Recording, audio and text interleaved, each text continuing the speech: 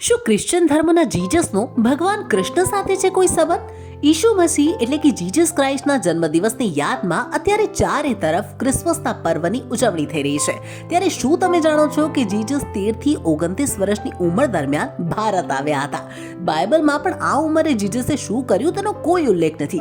તો વળી રિસર્ચર્સનું માનવું છે કે જીસસ ભારતના કાશ્મીરમાં રોકાયા હતા, જ્યાં શ્રીનગરમાં તેમની સમાધિ પણ છે. જીસસ હિન્દુ ધર્મથી એટલા પ્રભાવિત થયા કે તેમણે આ જ્ઞાન મેળવી તેમના અનુયાયીઓને પણ આપ્યું. આ અંગે બીબીસીએ પણ એક ડોક્યુમેન્ટરી બનાવી હતી.